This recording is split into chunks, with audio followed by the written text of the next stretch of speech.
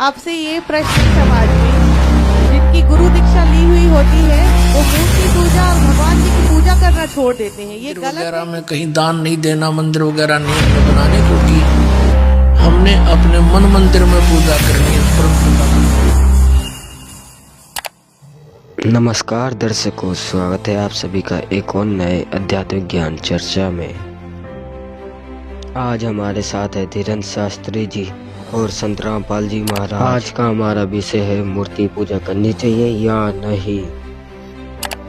तो पहले हम जानेंगे धीरेन्द्र शास्त्री जी के विचार, जिनके बाद हम जानेंगे संत रामपाल जी महाराज जी के विचार। चलिए शुरू करते हैं आज की आध्यात्मिक ज्ञान चर्चा को। जिनकी गुरु दीक्षा ली हुई होती है वो मूर्ति पूजा और भगवान जी की पूजा करना छोड़ देते हैं, ये गलत है कि सही है? मूर्ति पूजा भगवान से जुड़ने का एक माध्यम है जी। और मूर्ति पूजा का विरोध, मूर्ति पूजा बंद होना सनातन की दृष्टि से गलत है जी। मूर्ति की पूजा से ही ब्रह्म को पाने का अभ्यास हो सकता है जी। तो अभ्यास के लिए मूर्ति पूजा बनाई गई है जी। और अगर कोई बहुत ज्यादा परमहंस श्रेणी में पहुंच जाता है तो उसको पूजा करने की आवश्यकता नहीं है। तो हमें ये तो नहीं लगता कि हर व्यक्ति परमहंस होता हो जी। तो इसलिए मूर्ति पूजा ना करना एक बहुत गलत है जी। करना चाहिए। शेष चर्चा कल। जय श्री राम। अभी आपने देखा धीरेन्द्र शास्त्री जी के विचार, अब हम देखेंगे संत रामपाल जी महाराज जी के विचार।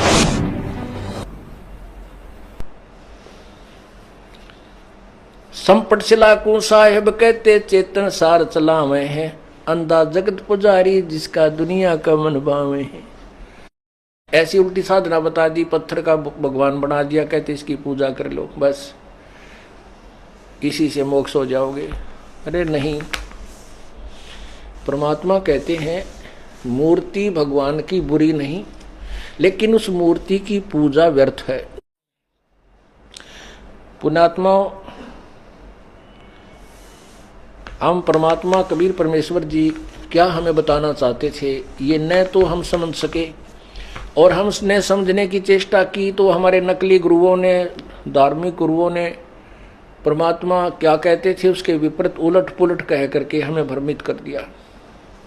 परमात्मा मूर्ति के विरोधी नहीं थे, मूर्ति पूजा के विरोधी थे,